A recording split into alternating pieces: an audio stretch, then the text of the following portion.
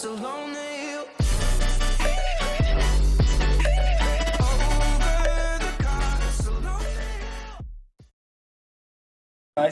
Spicy Korean নুডলসটা আজকে রান্না হচ্ছে। দেখুন স্পাইসি নুডলস বাংলা ভার্সনে, বাংলা স্টাইলে কীভাবে রান্না করা হয়। তো আমরা এই যে এই জায়গায় তেল গরম দিয়ে দিচ্ছি অলরেডি। এখন আমরা এই যে পেঁয়াজ দিব,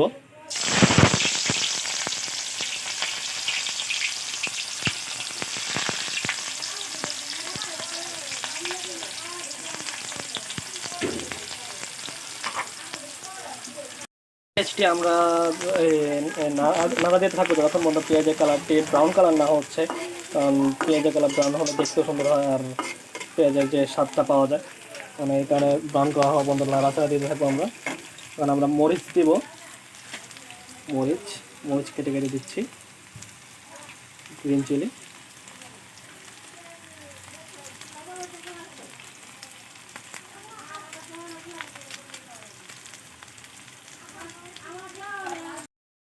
এই নুডলসের ভিতরে আদা রসুন বাটা দেবো একটু স্বাদের জন্য, কারণ আদা রসুন বাটা না দিলে বাঙালির যে টেস্ট বারটা কাজ করে না, তাই আদা রসুন বাটা দিচ্ছি, পরিমাণ মতো দিচ্ছি ডালটার জন্য সবাই। কারণ আমরা পেঁয়াজের যে ইয়াটা ছিল আগের, ওটার সাথে আমরা আদা রসুন বাটাকে মিক্স করছি সুন্দর মতন ভালো করে। এখন আমরা ডিমটা দিয়ে দিব, কারণ ডিমটা এইভাবে দিলে সুন্দর মতন মিক্স হবে, মিক্স হলে তাহলে নুডলসের ভিতরে সুন্দর মতন অ্যাটাচ হবে। তাই ডিমটা দিয়ে দিলাম। এখন আমরা পরিমাণ মতন লবণটা দিয়ে দিব, দেন সব কিছুকে একসাথে মিক্স করবো আমরা। সব কিছু একসাথে মিক্স হওয়ার পর এইরকম একটা দেখাচ্ছে। এখন আমাদের যে নুডলসটা আমরা তাতে এটার মধ্যে দিয়ে দিব।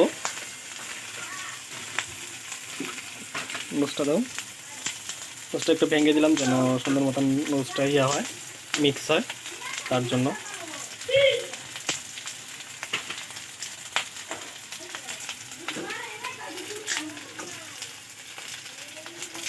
এই যে একটা মশলার মতন একটা ছিল, এটা আমরা দিয়ে দিচ্ছি।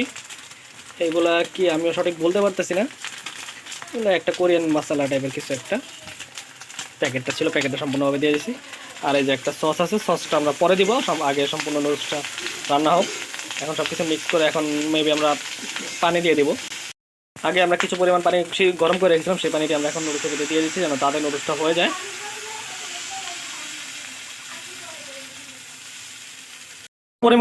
পরিমাণ মতো আমরা এই জায়গায় পানি দিয়ে দিয়েছি। এখন আমরা এটাকে কিছুক্ষণ সময়ের জন্য রেখে দিব।